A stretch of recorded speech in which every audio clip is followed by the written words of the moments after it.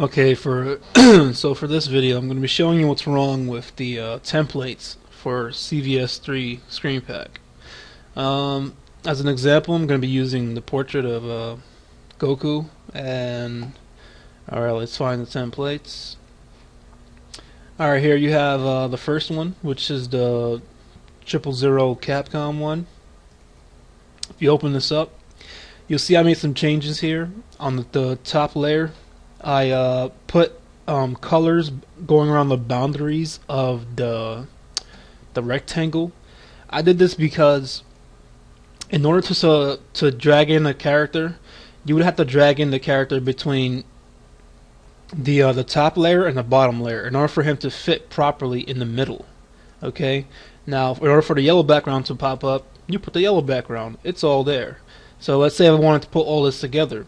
Well, I have to right click and merge visible, and then I'd have to hit erase, then get rid of the background, and that's it. I save it as a PNG and I'm done. So if you want to make any changes to it, you can take that from it. You need the outside color boundary in order to keep the picture from looking like this. You know, you want it to just look like this. Scale down a little bit. Alright, so next is, you can take that example for the SNK side also. It's the same thing, but a different angle. Next one is the big portrait for the menu. Now, there is pretty much finished here. I think it's pretty much correct. But one problem I've seen in the screen pack is that if a player's name is too long, it seems to just overlap it. Like, there's no way to make this thing longer, or I don't know, make the font smaller in the screen pack. I don't know. Actually, that's just how I see about it. Also, when I see your Kyo, which, let me find it here real quick. I go to your ports. Let me open this up. And here's Kyo. As you can see, Kyo has this white outline around his body, and also the black shadow around his body. Now, when you gave us the templates, they only have the black shadow around his body. Okay? We need that white shadow. Where is it? We have to have that. I have to have it at least, because I'm very picky. I want everything to be exactly the way it's supposed to be. Alright? Alright, so that's done. You get the point of that. Next up,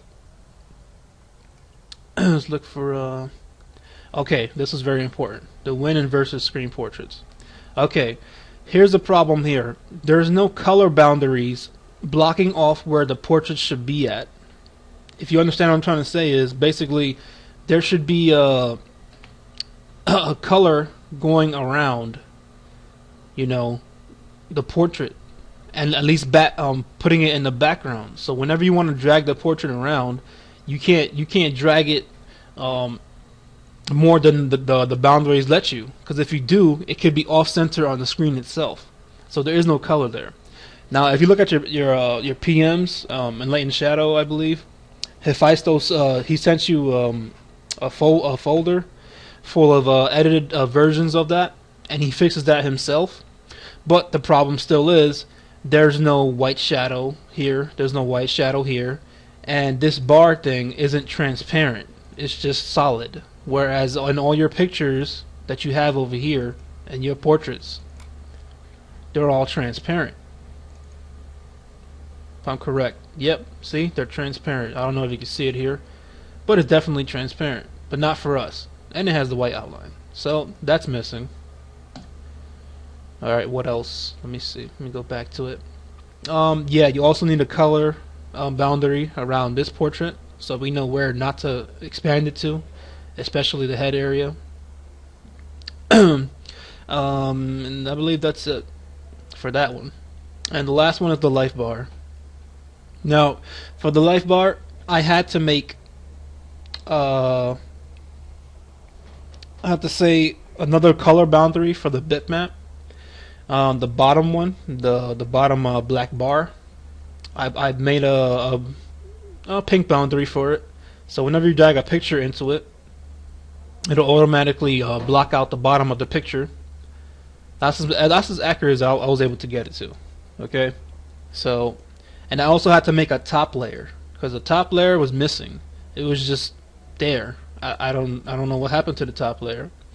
The yellow bitmap is fine. It's there. It's fine. But the top layer I had to make it myself. I copied this one and flipped it upside down, and now it's here. So I've pretty much done that. So if you want to take anything from this, if you want to do it this way, I guess this would be the most accurate and simple way to doing it. It's taking the color and painting it in on the bottom and leaving the top open, since you like to have the character's portrait, a little sticking out. So whenever you merge everything, you just hit erase and you erase both sides, and that's it. The portrait is ready.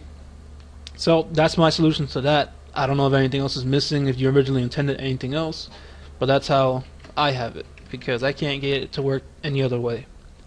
And that's pretty much it. So take it how you get it, and hopefully we can fix this as soon as possible so we can start making some portraits.